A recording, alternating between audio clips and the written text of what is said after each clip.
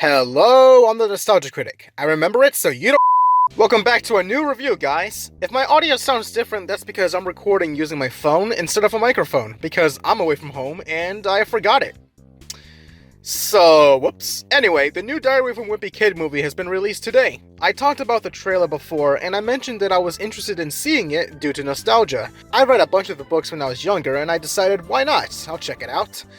All 56 minutes of it. Yeah, this was quite the weird reveal. I thought it was going to be a full movie, but really, it acts more like an hour-long TV special instead. It ends up feeling that way as well, due to how the CGI animation looks. I mentioned in my trailer discussion that I thought it looked fine that the characters were translated well enough for 3D, and while I still mostly agree with that, I will say that the CGI at times does come off as a bit low budget. Certain textures like the basketball field at school look a little unpolished, but if this is truly meant to just be a special and not a full feature-length film, then I suppose it can be overlooked. But anyway, regarding the movie itself, I thought it was good. It's very simple in execution, but so was the book. It stays very faithful when it comes to adapting it, and they pretty much nail every scene and element from it. The Halloween segment down to using Manny to get candy and being chased by the teenagers, the creation of Zoo Wee Mama in the cartoon comics at school, Greg having a horrible night at Fregley's house just to make Rowley jealous,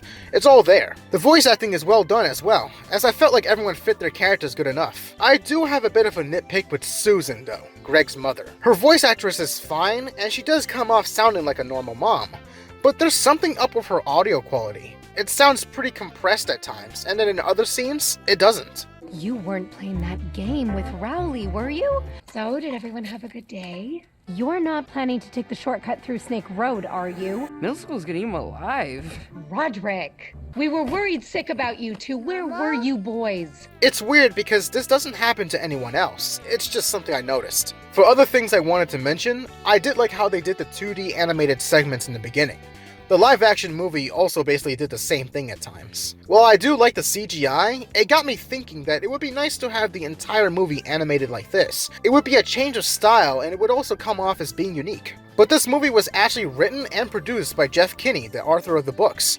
He explained that he chose to use CGI for the characters because he wanted the animation to feel like the books had come to life, which is a nice aspect to think about. Now, even though I said this was good, I don't think I'll ever really watch it again. Not in a negative way, far from it. I just feel as though that I kinda grew out of this series a while ago.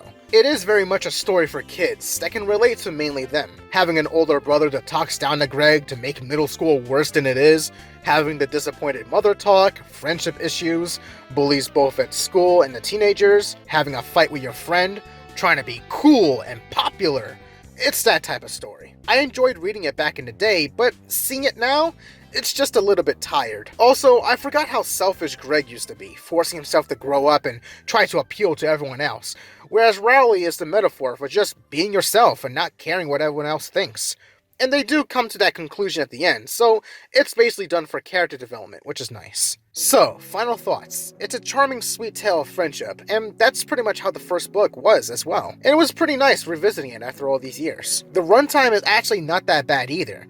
They managed to tell the story in 53 minutes, and it didn't really feel too rushed. If it was like the first movie where they added new scenes into it to pad out the runtime, it would probably feel its length more and drag it out a bit. They did cut a few sequences from the first book, such as the Wizard of Oz play, the Christmas wish list, and the wrestling at school. But I didn't really mind it too much, because what they did decide to keep was more important to the overall narrative, which is telling Greg and Rowley's friendship. Plus, it's probably better not to be a direct copy of the book, and to instead be its own thing. At the end of the day, I do recommend it for anyone that's fans of the book series, or has read them back in the day as kids. It does a very faithful adaptation of the story, and I'm curious to see how they'll tackle the second book, Roderick Rules, since they've already confirmed it to be in production. I'll give Disney Plus's Diary of a Wimpy Kid a light 7 out of 10. Alright guys, that's my review. Sorry that I didn't have too much to say this time around, but those were all my thoughts I had with this. It was charming, simple, and well made for the most part. What do you guys think about it? Let me know in the comments. I'll see you all next time.